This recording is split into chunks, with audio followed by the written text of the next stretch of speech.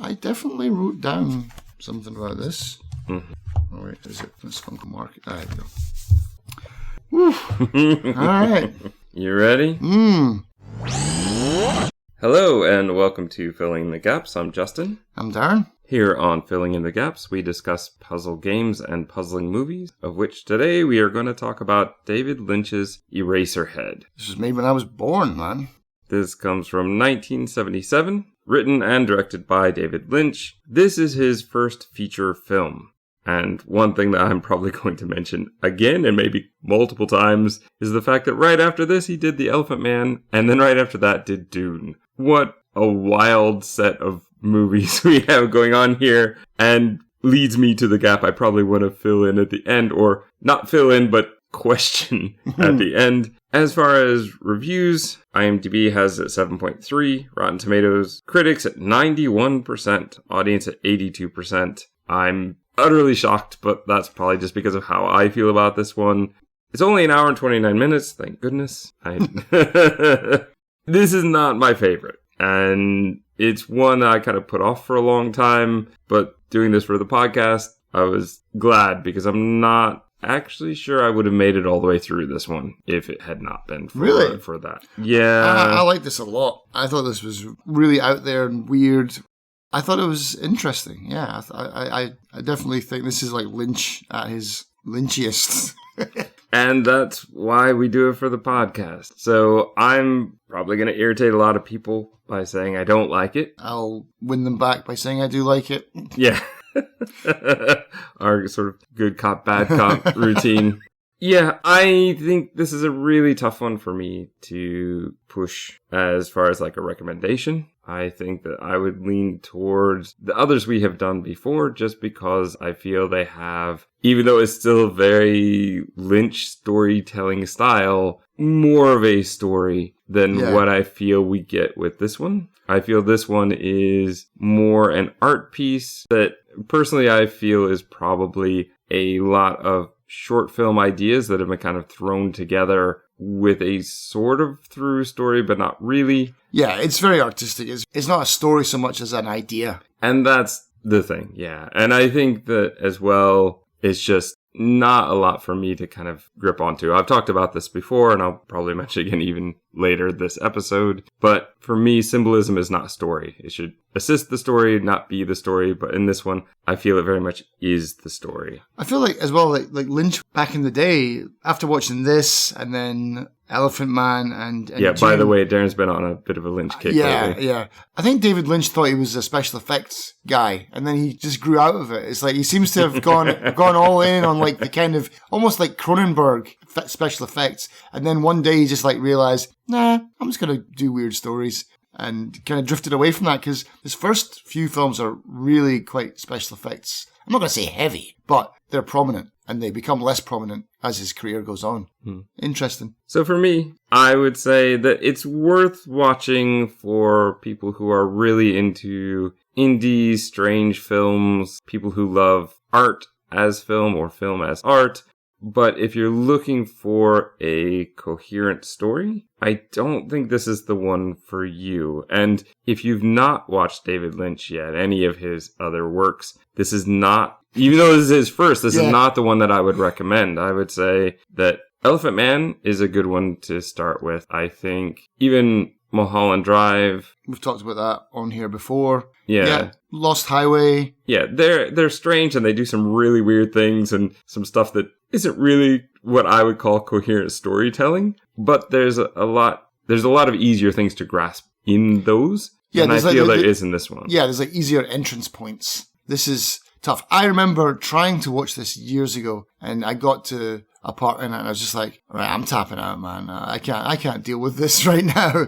And then I came back recently, and it's like, yeah, no, I really like this. But like I said, yeah, I did try and watch this before, and I was like, nope, not for me. This isn't like Lost Highway or whatever, you know. I was like, because I think, yeah, obviously I watched Elephant Man when I was a kid, and that freaked me out. I didn't see it till high school, so I was probably more prepared for it than you were. And then I watched Dune, but my first real as a semi-adult was probably, like Lost Highway or something like that. I think it was Lost Highway. And I was like, oh yeah, I'll go and I'll watch the rest of his stuff. And I tried to watch Eraserhead, and I was like, this is weird, man. This is out there. Yeah. You would recommend it to people, though. I would, yeah. But it's the kind of thing that I would say, just if you don't like it, just try and bear through it, because it is a really interesting film for me.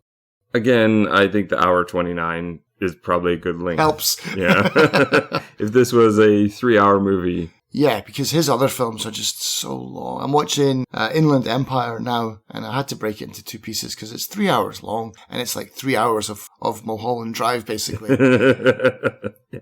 So with that, I think it's time we really get into our spoiler section. So if you've already seen Eraserhead, or if you don't care about spoilers, you can join us. But for the rest of you, here it is, your spoiler warning.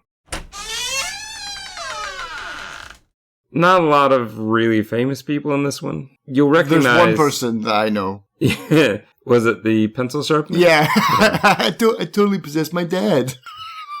That would probably be the most... I've seen him in a number of things, but yeah, that would be the thing I know. Oh my god, is that... Was it Bill or Ted? That's Ted's dad. Is that Ted's dad? Like, yeah, it is. I actually don't think we ever see Bill's dad. We only see his stepmom, Missy. Ah, right, yeah. Jack Nance, though I think in this one he's credited as John Nance. Okay. He's in Dune as well. He's one of the guards in Dune. Oh yeah, he was Pete Martell in Twin Peaks. He's in a lot of Lynch been in a lot of Lynch stuff. He was there at the beginning and kind of stayed right through, yeah. Okay, well, let's get into it. Do let me know at the point where you stopped watching. I think I can guess. Yeah. We start with an odd shot of some sort of moon or Earth or something. I figured it was the moon, yeah. But what I think now is it's more a brain. I'm guessing it's going to be his mind. Well, it would kind of make sense given the way that it was shot. Jack Nance as Henry Spencer is sort of juxtaposed or kind of placed over top of it, and they're sort of moving up and down and up and down. He's almost kind of translucent over this, and it is kind of going in his head. And it looks very strange because he's clearly just standing, but the film has been turned outside, or the camera recorded him more likely on its side because he's fully clothed. He has his pocket protector with all his pens and markers. And yeah, it's a very strange shot. Yep, it is. And also, I was thinking the whole way through the film, why is this called Eraserhead? Oh, I think I know. Okay. But is that something for later? Yeah, because we'll get to that. I don't think you're going to like it, though. I thought, honestly, when I remember, I had a poster of this on my wall when I was in high school. I got it out of, it was one of those like center folds from Empire magazine, and it was like old films. They were doing like a month. They had a bunch of like pull out posters, and Eraserhead was one of them. And the reason I thought it was called Eraserhead was because his head looks like the top of a pencil. I don't think so. And I think that's got something to do with the pencil maker. Well, I think the pencil maker is why it's Eraserhead, but yeah, we'll get into that when we hit that scene. But I mean, it still doesn't have any. I don't think you're gonna like my answer though. Like, let's just set your expectations low. Okay. I am going to say, just as we begin, about 10 minutes in the movie, I made a note. Describing this movie is going to sound like the movie audio for people who have hearing impairment. Because there's not a lot to discuss as far as like plot or stuff. It's a lot of like... It's visuals. Just symbols and visuals. And I guess as we go through kind of our interpretation of what it is or does it mean anything. Now that we're in the spoiler section, let me say that this movie is probably... Now, I have not seen all of his catalog, but of the Lynch movies I've seen, this, I think, is the strangest and the hardest for me to grip onto anything. Like, I don't really feel like there's a solid character of any of them to really latch onto.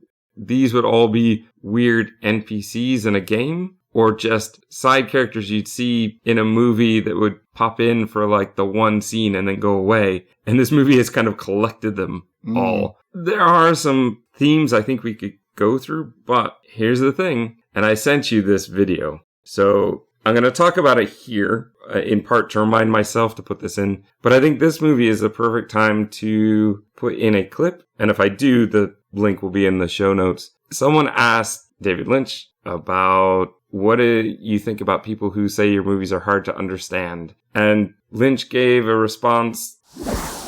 I love ideas. I like a story that's got some concrete, structure, but also holds abstractions. Life is filled with abstractions. And the way we make heads or tails of it is through intuition. And so people get used to a film that pretty much explains itself 100%. And they kind of turn off that, beautiful thing of intuition when they're looking at a film that has some abstractions. And some people, on the other hand, love these abstractions, and it gives them room to dream. He doesn't think about story the way that I think about story. No, yeah. And I'm one of these people that always tries to find a hidden meaning and stuff. But with David Lynch films, I don't, because if he's not going to do it, then neither am I. That's exactly my point. And that is the thing where I saw one review on IMDb that said, it's about this and this. It was not so specific as that. Right, okay. This one said, if you really want to understand this movie, you have to live it, love it. You have to watch it every day for a long time. I'm like, no. I don't think there is that much meaning here. No. I really don't. As I said before, I think that he came from a background of short films. I think he had a bunch of different ideas, thought maybe he could make a through story here, and kind of does. They do feel kind of connected. But you could see that this could also be 6 different short films as well. Yeah, he's got a good history of... His short films are great. Like Fire was great, Rabbits was great. Yeah, he's built for that. It's like, that's almost his vehicle, man, for me. It's like, he's good at those. And that, for me, I think is the thing. I would prefer it more in short form. Mm-hmm. This kind of experimental stuff, 20 minutes, great.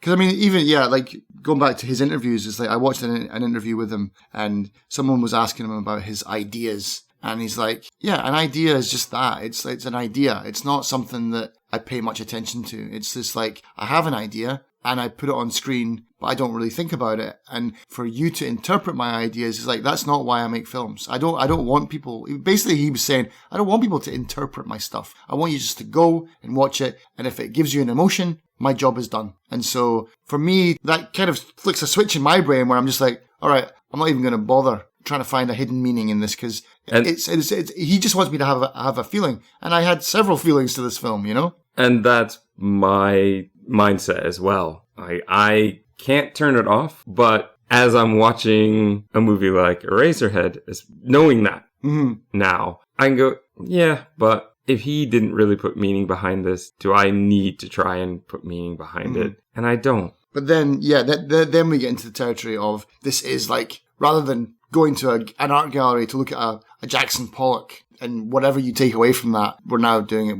with moving pictures, And so it's like, what does it mean? It means something to me that it doesn't mean to other people. There's no set thing. It's not like we're watching a film. The director has deliberately put little Easter eggs in there to be like, okay, this is what the film is about.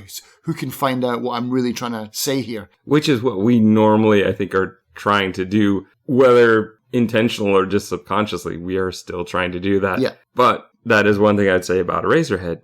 Going into it with that mentality, I found it more enjoyable than I probably would have otherwise. Yeah, I don't know. I mean, and that is kind of cool in a way. It's like, it takes away all that pretentiousness, if that's the word, or would it be pretension? It's like, what does he mean? What is, like that review you just quoted? That's a bit like, come on, man, do you even know who you're talking about? How can you say that when the man himself has said pretty much the opposite of what you're trying to tell us? That's pretty dumb. I think that much like any movie that relies heavily on symbolism, you can put a lot of different meanings to all of the things that are happening. And that is something that Lynch does well, is he gives you visuals and connections that you can use. I don't think he necessarily does it on purpose. I think maybe subconsciously he is putting these things together in that way. But yeah, for me, I'm just not going to try and really interpret this one. There are a few things that maybe I'll say, but for the most part, I just tried to enjoy it. Yeah, I mean, for me, my only takeaway is, I guess it's a story about growing up and facing up to reality. It's like accepting responsibility as a parent, getting married, that kind of stuff. It's like, it's a film about your next level in life kind of thing, your next set of responsibilities and how as people, we don't really want to do that. It's like, that's what I got the feeling. It's like, he's pushed into the situation that he doesn't really want to be in, and it's just miserable. Yeah, so let's get into that. Back to just the beginning opening stuff. We do fly closer to the moon and sort of in first person. So Henry Spencer disappears at some point. We see some weird, like, diseased man by a broken window. I wrote up the poxed man, yeah, operating some, like, it's almost like those railway lever kind of things to change tracks. Is he supposed to be on this moon? I mean, again, it's like, is this like the consciousness? Like, this is the guy driving his brain. That's what I took away from it. It's like, this is the guy who's like driving this guy's brain. From what we see later on in the movie and what happens directly next, I'm kind of guessing is like, this is the moment of conception of the child kind of thing. It's like, this is like the... Well, why is he fully dressed and standing on his side? No idea. I get what you're saying, and it may be, though. Okay, so some adult stuff coming up here. Yeah. It looks like a sperm. It is, yeah, I thought it's like, is that a worm? Is it an alien? It's like, no, it's definitely a sperm. It just... And it comes out of his But mouth. but even then, it's sort of... alien-like. Yeah. And weird. Yeah, okay, yeah. It looked just like a long string with just... a blob on the end. Yeah. Yeah. And I didn't really know what was going on at this point. And even later, I was like, is that what it's supposed to be? I'm not sure. Okay. I'm guessing. I think we could probably take that then. It's a safe bet. I put it as a parasite in the beginning, which I suppose in many ways it could also be interpreted as that, given what it does to his life and everyone around him. Yeah. Everyone around him, the 4 people around him. That parasite, as I put it, falls into a puddle. Yeah. So I guess in your interpretation, that is connecting to the egg? The egg, yeah. Okay. We go out of this hole, like the camera moves forward into light with static sound. There are a lot of weird sounds that happen in this movie. A lot of weird sounds in this film, yeah. It definitely plays with your ears. We follow our protagonist, Henry Spencer, on a walk through rubble, and he's walking over piles of rubble unnecessarily when he can walk between them. Each place he goes to feels like it's becoming closer and closer. He goes from outside into sort of a warehouse district into an area that's like a narrow alleyway with just pipes everywhere. Yeah. It's like something. Yeah, I spent the whole film going, is he dead? Is this supposed to be hell or something like that? Because it's just like, it's an industrial nightmare, this place. It's just, it looks like not a place anyone would want to live. If I was to put something, I would just say that this is probably the drudgery of everyday life. Yeah. And how you feel further and further trapped into it. Especially, I think in this case, the closer you get to home. Because he's going to be essentially trapped throughout. He's carrying a paper bag, which I'm assuming was something he meant to have for dinner. But his neighbor, who, like, the credits typically don't give characters proper names. So I think she's referred to as something like beautiful woman across the hall or something like that. She basically says that, and boy, is this the narrowest hallway ever. Yeah, it's really... I don't know how you ever got any furniture into your apartment based on this airlifted in through the roof. But she says that Mary called and invited him, or said he's expected to come to dinner with her parents. He goes in to a very sparse apartment. We're going to see the bed is very kind of small, old, and the blanket is just rotten. It's got holes all through it. Yeah. He's got a record player, and that seems to be about all he's got. Yeah, he's got a plant, but there's no plant pot. It's just dirt on kind of, what is it, the bedside cabinet. Was that here at this point? Do you know? I don't know. It definitely is very prominent later. Yeah. It's, and he's got a picture. So for some reason, he's got a picture of an atomic bomb on the wall. Okay. Yeah. So he goes to the record player. He searches for the song he wants, apparently, kind of lies down, and then we're going to end up following him on his walk over to Mary's place. He ends up sort of in the back area. It doesn't look like a front door. Maybe it's meant to be the front door, but it looks very much like a back door. There's some sort of machinery spitting out steam. Gas, yeah. All the garden's dead. Like all the whatever flowers were growing there, they're all just stems. There's this whole scene. Well, it's like throughout this movie, it's a lot of montages where things are happening at the same time. So as he's walking, Mary is looking worried out the window. Yeah. Everyone's facial expressions. I don't know how Lynch does this, but he gets the weirdest expressions out of people when he directs, because Henry looks kind of a combination of really depressed and permanently surprised. It's like he's got this look of kind of mild shock and depression, and so does she. She just looks miserable. It's just wow. Like, I don't know. But then you kind of contrast that with like the woman dancing lady in the radiator later, who's like all smiles and stuff like that. It's just very uncomfortable. Mary says something about him being late. Henry says, I wasn't sure that you'd even want me to be here. We're going to go into the house, and boy, is this a weird and awkward. The whole thing here is just weird and awkward. The mom is very blunt. Yeah. But also, everything. Okay, let's get into it. Let me follow my notes here, because this is where there's just so many weird things. Outside, what I didn't say is there are dying plants there as well. Dying plants everywhere, like nothing lives in this world, apparently. Yeah. Henry, in response to her saying, you're late, says, I wasn't sure you wanted me to come over. You never come around anymore. She stopped showing up. Mm-hmm. Henry is invited in. The mother says, hello, and welcome to a very awkward and stilted conversation, like about who Henry is, what he does for a living. He works at the printers. Yeah, but he doesn't say that. He's like, she says, what do you do? And he's like, I'm on vacation. Yeah. Like, what? You can, but even if I'm on vacation, I still have a job. That's not the right answer. What a strange answer. But Also, he works as a printer or something like that, isn't he? It also makes no sense because we never see him work. We never see him go to his job. No. So is he on permanent vacation? Yeah, mental vacation. There are puppies nursing very noisily to the side here. Yeah, the dogs are suckling on the mother, and it sounded to me like cartoon kisses, a combination of cartoon, like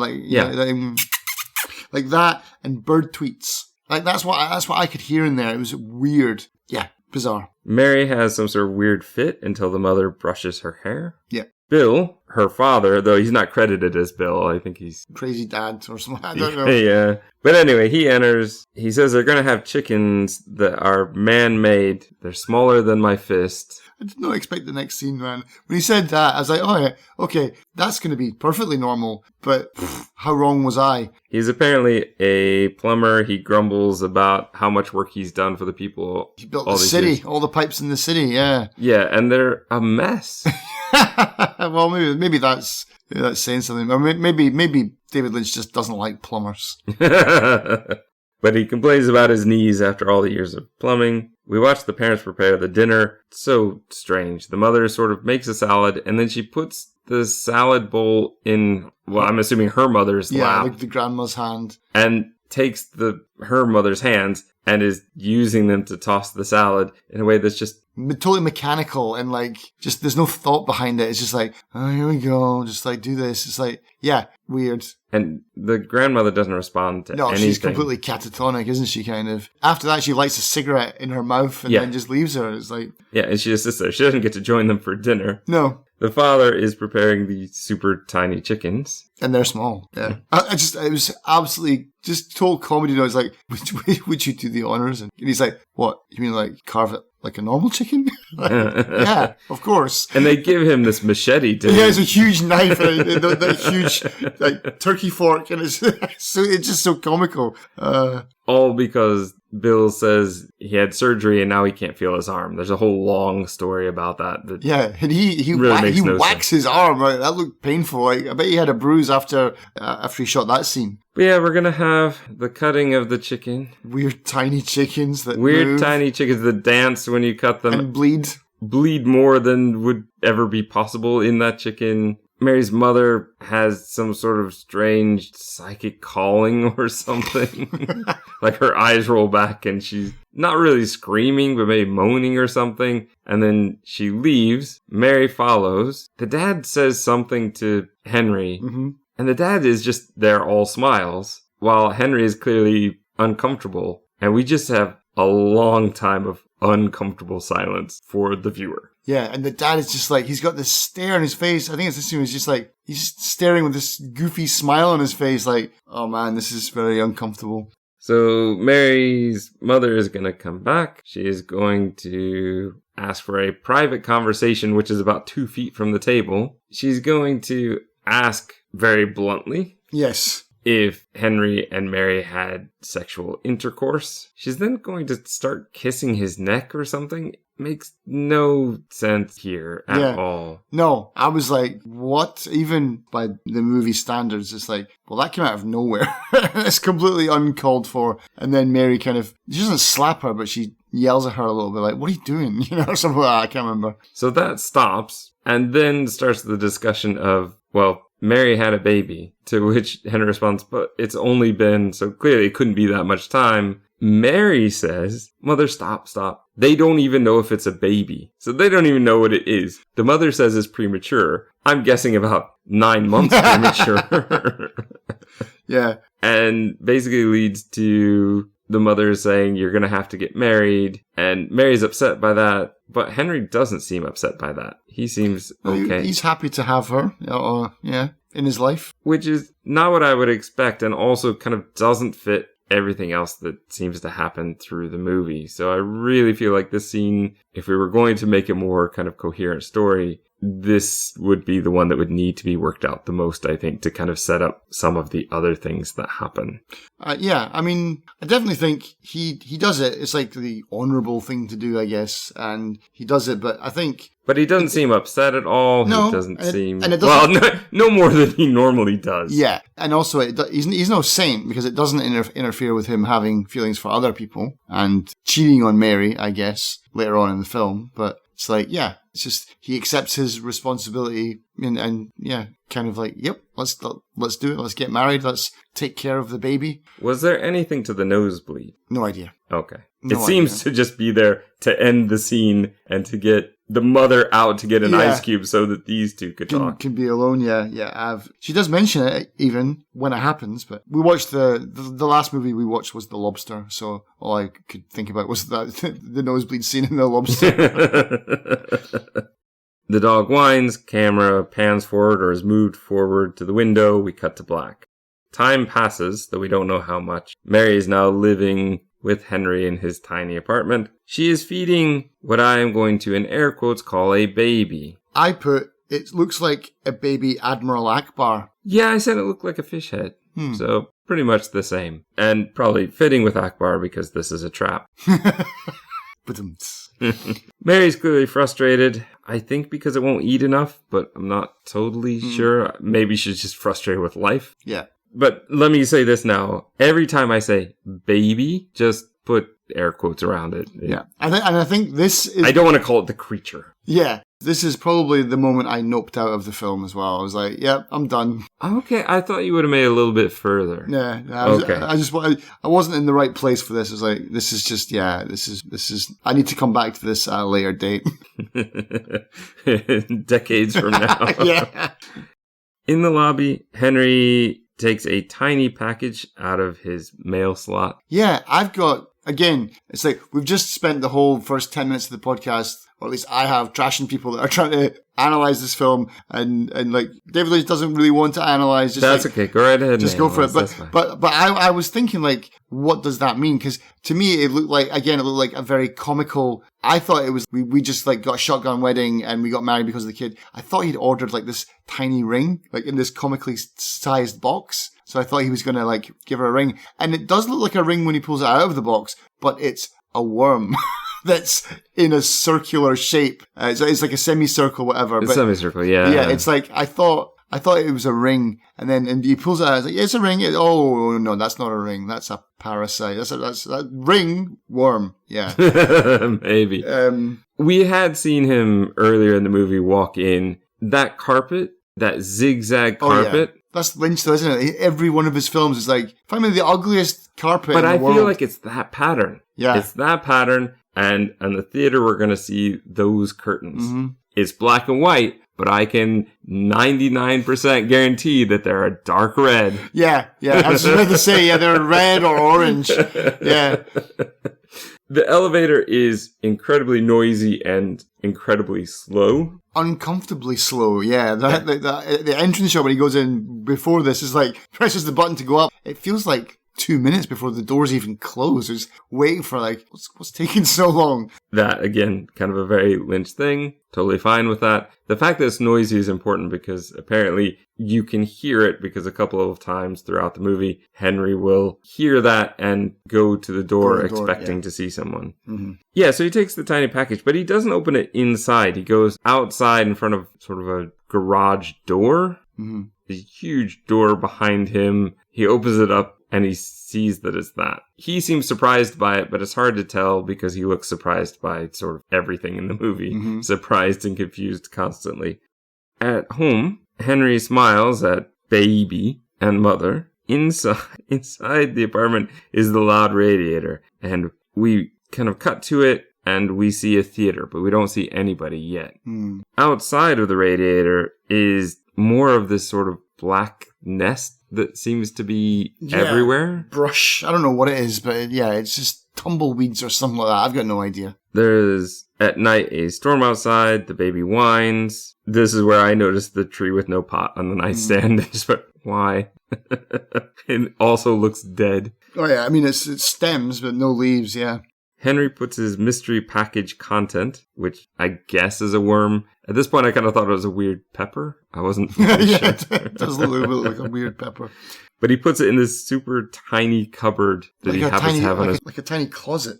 Yeah. Mary is wide awake. They're sort of both wide awake. Because the baby's constantly crying, isn't it? Henry he touches Mary's shoulder and she just shrugs it off. Yeah. She yells at the baby to shut up twice, then returns to the bed. She continues to cry. Mary goes in the bathroom, dresses, and leaves, says she's going home. Henry, you're on vacation. You can take care of the baby for a while. Or I think she says you can take care of it for one night, but then she'll never We never see her again, yeah. We don't see her again, do we? No. I don't think so. No. Mary says she just wants one night of sleep. And then she rocks the bed a long time trying to get a suitcase out. I thought this might be sexual innuendo, but it doesn't really fit with Henry's reaction or anything else that happens. Yeah. So it was just a weird, uncomfortable... Yeah, because it's almost like, the banging headboard kind of thing, isn't it? It's like she's rocking the bed. And I was like, what's going on? And then eventually she pulled out the suitcase. Oh, she was fishing around under the bed to get a suitcase. Okay, fair enough. Okay. Carry on. Maybe the massive disruption somebody makes when they leave for good. Yeah, it was just weird. Again, just uncomfortable. The woman from the hallway will walk in wet from the rain, and then we cut to black. I mean, she comes up as being sort of important later, but we've now had the Radiator Theater and this one. It's almost like he just wants to tease that something is going to happen, but they don't really feel necessary to me at this point because nothing's really happening here. I wonder if he meant for them to connect better in a way. The fact that she's walking in out of the rain, if that means something. In the apartment, the baby is not crying, but it is still moving because there for a while I thought it just died. But no, we don't get off that easily. No. It's a good puppet, by the way. I like this puppet, the baby. It's done pretty well. It's disturbing and weird. It's got good kind of, not animation, but what would you call it? Like Puppetry, yeah.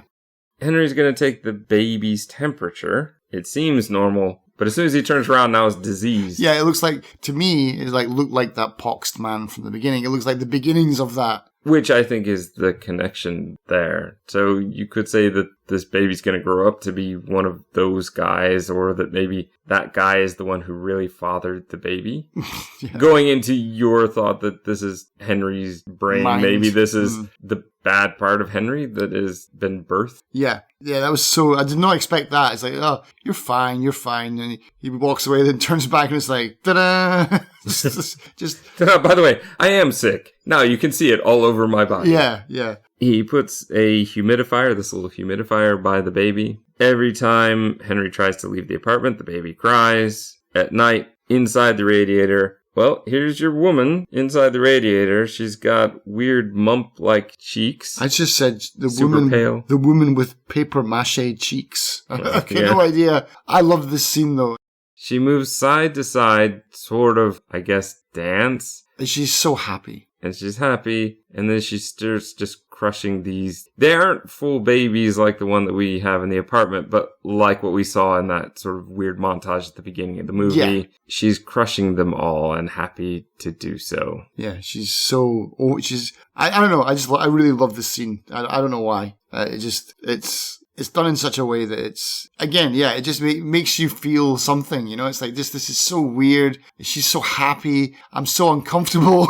Like, what's going on? But it definitely left a mark. Let's put it that way. Yeah, for me, less so, though. I think uncomfortable is about the only thing it left me, and puzzled. You know, like, I don't think those are the feelings he's hoping that I have. But those are the feelings I had. Yeah, because she spends half of the time trying not to stand on them. She's like going around them really delicately. And then she's got this gleeful little look on her face, and she stomps on one of them and she's like, oh, that was fun. And then she starts just squishing all of them. What a weird part.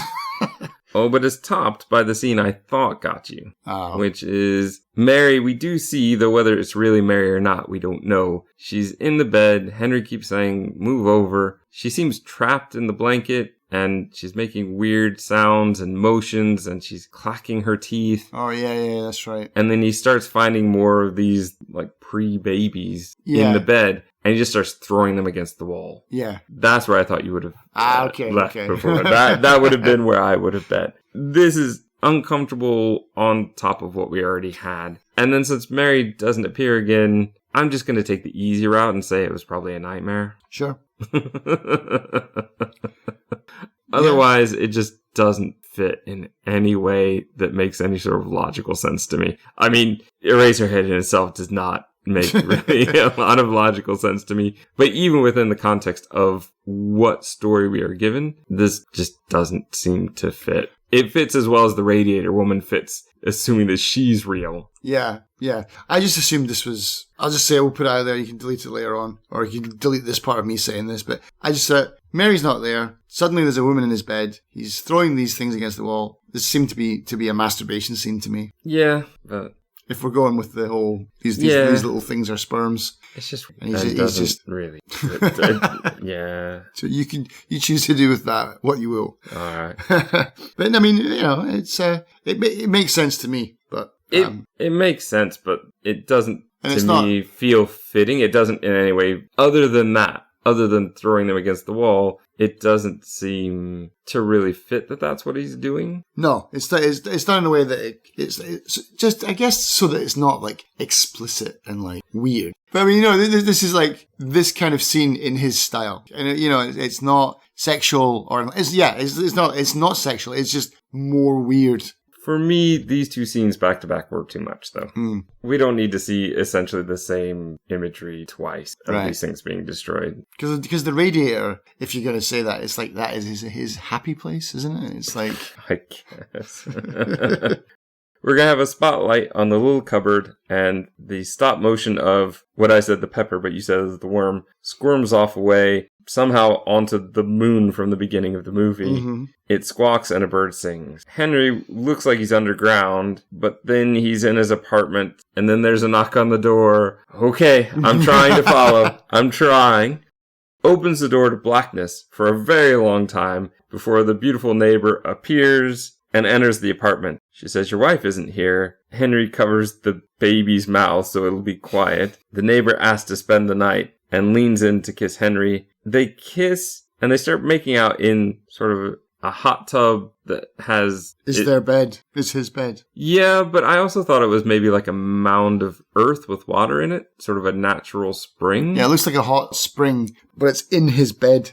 Yeah, it is what it is. They eventually go underwater. We see water separate in a reverse shot. So this is where you're getting into your trick shots. Yeah. A montage of the neighbor, and I think there's some more stuff with the moon. The Radiator Woman sings about everything being fine in heaven. Yeah, this song, I like this song as well. The Pixies do a cover of this song. It's amazing. They're obviously huge Eraserhead fans too. Henry is going to walk on the stage and approach the woman in the radiator. He takes her hand, and everything goes white. She disappears, replaced by the diseased man from the beginning of the movie. There's sort of an earthen cart with a dead tree that gets wheeled out onto the stage. And Henry starts fiddling with some rod thing in his hand until his head falls off. I literally almost fell out of my seat at this point. It was like such a jump scare for me. I did not expect that. I got a surprise in my life watching that. That came out of nowhere, man. His head, like, just pops off and rolls across the floor. Yeah, did not see that coming. You're so easily spooked. Oh, I am. Yeah, and I think that there's sort of baby-like, the baby that we've seen. Yeah, that kind of pushes its way up through its neck to replace the head that just popped off. And a lot of bleeding. Yeah. Then the head falls outside onto the street. Yep, and a kid picks it up and is like, I'm going to take this to a pawn shop. After some homeless guy watches. Yeah, the head gets taken to... It's not a pawn shop, but it's like, that's what I thought at first. Who knows what this is supposed to be? It is a pencil factory, apparently. Yeah. Which has a receptionist guy with a bow tie who hits the buzzer way too long to bring in his boss who yells at him to see that there's the head to take it down into this basement where the pencil machine is. Where Ted's dad is. Yeah. And he drills a section of the head out, puts it in the machine, and I believe that the section of that head becomes the erasers. Yes. Thus, Eraserhead. Yeah. I think this is where that comes from. And also, after he tests the pencil and the eraser to make sure that it's okay, which is what he says, it's okay. Yeah. The kid gets paid. We focus really intensely on the fact that the eraser shavings are just thrown away. Mm-hmm. We're going to see those again later. So this is my connection. I think that one, literally he's Eraserhead because they turned his head into erasers.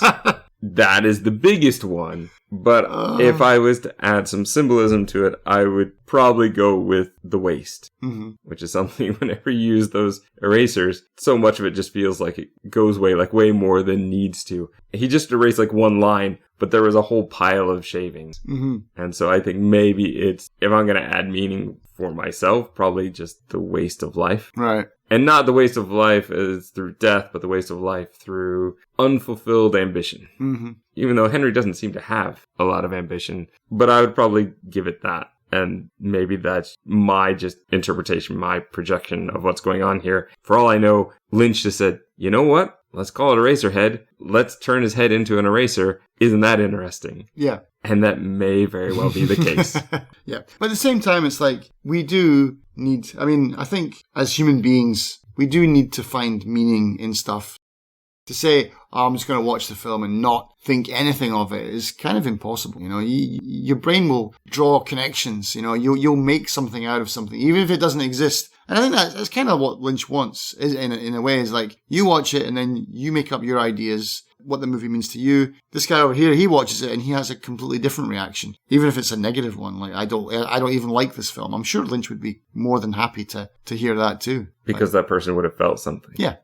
Henry knocks on the neighbor's door. There's no response. The baby seems to laugh now, seems to appreciate the fact that Henry is miserable. Yeah, it's such an evil laugh as well. Henry seems uncomfortable on the bed. Music plays. The baby is going to laugh again. Okay, here's a part where he's going to hear the elevator. He goes to the door. He sees the neighbor with a creepy man, and the creepy man eventually gets one of these baby heads. Okay. Darren just shrugged his shoulder.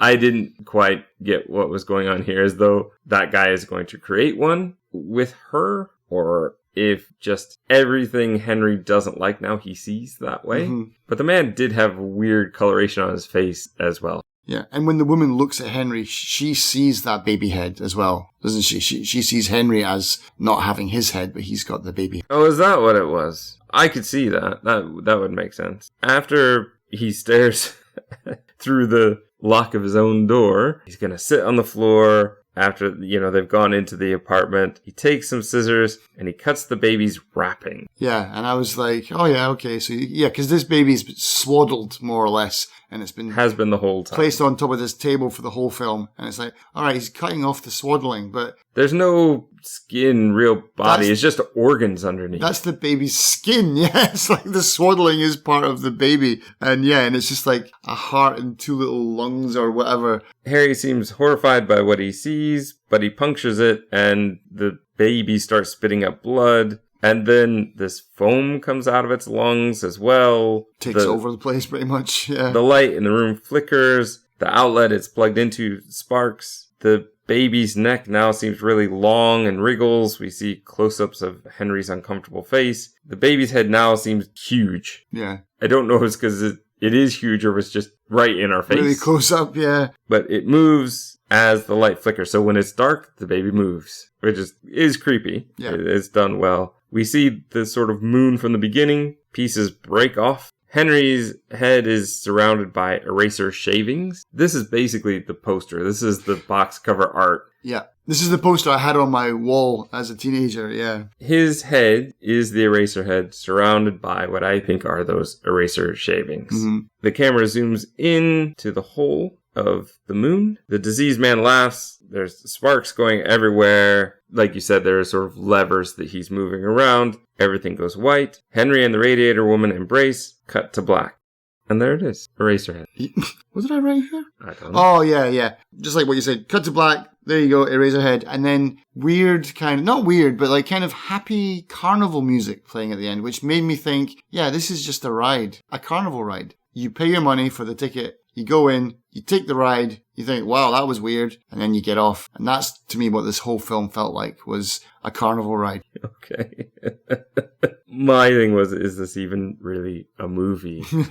I think we could say a film in the sort of art way of it's a film, but when I think of a movie, I think of a coherent story, and I really don't think that there is one. Like I said, I think that there are many different things that are put together here. I think he could have easily made... You could have had just a film of the baby. Yes. Or just a film about the radiator woman. Yeah. Or just a film about the neighbor woman. Yeah, it's like a bunch of Twilight Zones all mashed together kind of thing. Like, you could have a bunch of these weird shorts. Yeah, so for me, I think it probably would have worked better as shorts. I think I only have so much patience for a movie where I feel like there isn't really a meaning. Mm-hmm. And that's kind of what I was getting out of this. But who knows? The interviews that we saw are probably Lynch at a much later stage of life than in 77 when he was making this. Right. Maybe in 77 he was still trying to have a message and still trying to do that. We don't know. Mm-hmm. I just don't have much patience for this kind of movie beyond, say, the 20-minute mark. Right.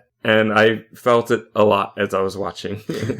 There are some really long, uncomfortable things as well, which are good for what they are trying to do, I believe. Mm-hmm. But that makes it hard for me to want to sit through the whole thing. And there are multiple times where I just wanted to stop watching, or I wanted to speed it up because, right. Okay, I can get what you're showing me in half the time that you're showing it to me. That's often how I feel if there's not really kind of like acting story going on here. Overall, though, I'm going to say it was interesting. Yeah. But I don't see why I would ever watch it again. True. Yeah. I mean, I liked it, but I'm not going to be running back to watch it like Lost Highway or Mulholland Drive or Elephant Man even. I don't see why it has such the cult following that it does. I think that it's interesting, and I think that maybe people who came into Lynch's career early on, like at the beginning, they saw this and have been following him since, but they still have the nostalgia of, oh, but my first one was this. True. My first one was probably Dune. Yeah, my one was definitely Elephant Man, because I did see that as a kid, so I definitely saw that one first, and that freaked me out as well. But yeah, it's like, think about, I mean, I don't know. We've got this lens of how we look at things, like, 1970s was so straight edge and stuff like that. It's like, no, it wasn't. There was way weird cinema back then too. Oh, definitely, yeah. It was full of banana stuff. So to think like, this was like cutting edge at the time, it's like, it probably was just another weird film at the time, and there's plenty of other ones that were around the same time. It's like, it wasn't all Star Wars and Jaws and Alien, in the 70s. So it's like, I don't think it's because of that, but yeah, maybe it was their entrance point. I personally like what Lynch became.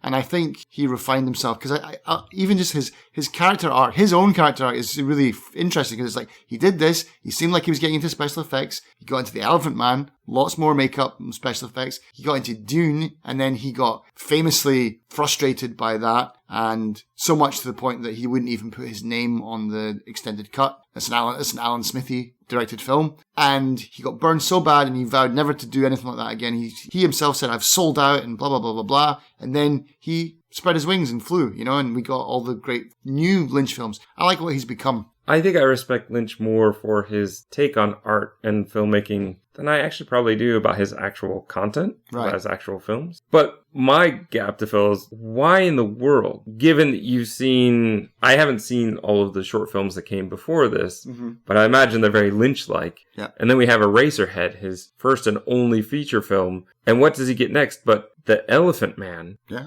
Anthony Hopkins. Yeah. Being, I believe, based on a true story. True story, yeah. And then Dune, one of the most kind of cult, strong fan base of science fiction that there could be. But Dune had a lot of problems, man. I believe that, but my question is, why would they choose Lynch? I don't know exactly. I'm probably talking nonsense here because I haven't read up on a lot of it, but Dune was one of those cursed productions. It was kind of like Lost in La Mancha. It went through several directors. It was being made in the 70s, and they blew a gigantic budget, and they needed extra money to finish it, and they couldn't find the money to finish it. They needed $5 million extra dollars. Couldn't raise it. And so they canned it. They've been working on it for so long. I'd be interested to watch. I don't know if there is a documentary about the making of Dune. There must be, but it went through absolute production hell. And so Lynch just ended up with it. It just landed in his lap. He's like, all right. Okay, that makes a bit more sense then. Yeah. I thought he was their first choice. No, definitely not. No. Okay. And I know that I'm going to annoy a lot of people out there, but I prefer the David Lynch Dune to the more recent adaptation. I still haven't seen the new one. Visually, it's probably better. Right. It fits the book better. And the end of Dune, the Lynch one, is definitely very rushed. Mm-hmm. Oh, yeah, because he's squeezing in all the books into one. Whereas they have already split the newer Dune into... Is that a trilogy, or is it... Well, I know it's going to be part 1 and at least part 2. Right. And that was in the works from the beginning. I love the craziness of Lynch's Dune, though. Oh, it's brilliant. For me, that's where I really like it. I am not a huge fan of the book. I read the book. I don't really like the style that it's written in. And something about the craziness of the movie just kind of fills the gaps of what I don't like with a lot of fun and craziness. And some really wild performances as well. Yeah, you can see just some bits in it, and you're just like, where's the Lynch part? Like, oh, there it is right there. There's a cow hanging from the ceiling, and they're milking it with syringes. Yeah, there we go. But that's the thing. I was watching this going, why would you see this? And then go Elephant Man and go, yeah, sure, have Dune. I think it's probably for the best that he went off on his own and started to do his own thing. Yeah. I think he would have just made himself miserable trying to fit in to a world that isn't really what he wants to do. No, and he was miserable. He's on record. He's on record saying that he will never... Someone said have you seen this version of Dune? He's like, I won't watch it. Don't even talk to me about it. He's like, he'll never, ever even touch it with a barge pole again. So he had a terrible experience with making that film. Yeah, fair enough. But Eraserhead, are you going to watch it again? No, I would not watch it again, but I'm glad that I did. Fair enough. Gaps filled, more gaps created.